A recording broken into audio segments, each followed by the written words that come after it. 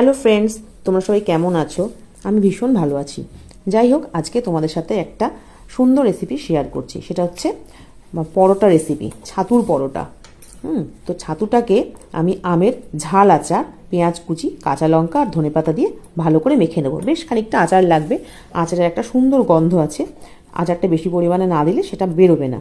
ছাতুটাকে ভালো করে মেখে নেব। এরপরে আমি আটা মেখে রেখেছিলাম, তার মধ্যে সেখান থেকে বড় বড় করে লিচি কেটে বেশি পরিমাণে ছাতুর পুর দিয়ে, বেশি পরিমাণে পুরটা দিলে খেতে ভালো লাগে, বেশি পরিমাণে পুর দিয়ে গোল করে বেলে হালকা আছে সেঁকে নেব। আর উপর থেকে একটু ঘি দিয়ে দিয়েছিলাম, খেতে আরও বেশি ভালো লাগছিল। যাই হোক, এটা না তোমার ঝাল আচার, কাঁচা লঙ্কা, পেঁয়াজ দিয়ে খেতে খুব ভালো লাগে। আজকে আমি সকালের ব্রেকফাস্টে এটাই করেছিলাম, তো ভাবলাম তোমাদের সাথে শেয়ার করে ফেলি। সাথে ছিল গরম গরম চা। খুব ভালো লাগবে, তোমরা একবার এটা ট্রাই করো। আমার তো ভীষণ ভালো লেগেছে, তাই তোমাদের সাথে শেয়ার করলাম। তোমরা একবার ট্রাই করে জানিও।